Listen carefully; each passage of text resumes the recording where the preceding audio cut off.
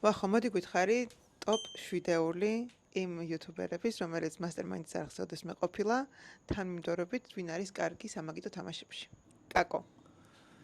კაკო 7-ში ალბათ ერთხელ ითამაშა სულ Clock Tower-ი. მოეწონა სხვათა შორის და ალბათ ხმეხუთს გავიყვანდი, იმიტომ რომ სხვები უფრო ვიცი როგორ თამაშობენ. მაგრამ არის სტუმრად იქნება და გვიყურეთ მასტერმაინდის არხზე, ნახოთ როგორ თამაშობს. კარგი. მოდი ვიტყვი კალას. კალა ბევრჯერ იყო სტუმრად და კალასთან ბევრჯერ მითამაშე თამაშები. სოციალურ თამაშებში კარგია ძალიან. ლოგიკურშიც კარგია. მეორეზე გავიყვანდი. ქორო.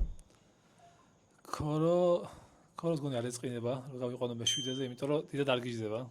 მსგავს თამაშებზე, ამიტომ იმათ შორის გონი ყველაზე ნაკლებად უყვარს. ამიტომ ყველაზე ქვემოთ გავიყვანდი ჯერჯერობით. კარგი და ჰიტა. ვახე გართულდა. ჰიტა გააჩნია თამაშს, სადაც ბევრი გონებრივი რაღაცებია საფიქრალია, მოწონს ძალიან ეგეთი თამაშები. მოდი ჰიტას გავიყვანდი, არ ვიცი ვინ იქნება შემდეგი, მაგრამ ჰიტა იყოს მე-4. და საჩასვამდი მახარას ამ.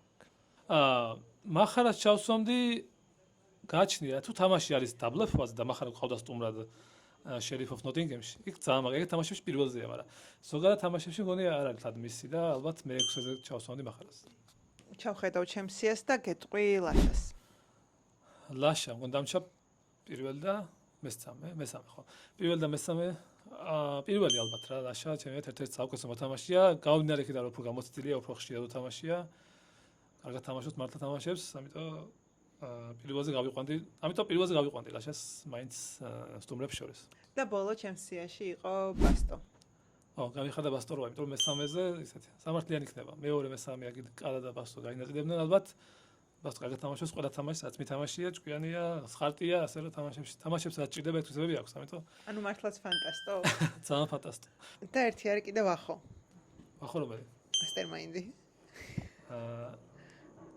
თუ გავითვალისწინებთ თამაშებს, რაც ვითამაშეთ ჩემ არხზე, საკმაოდ ქვემოთ ვიქნებოდი ალბათ. მადლობა, გვიყურეთ და მალე ახალი სეზონი იწყება, ახალი თამაშებით, კელოდებით, გვიყურეთ, ძალიან მოგეწონებათ.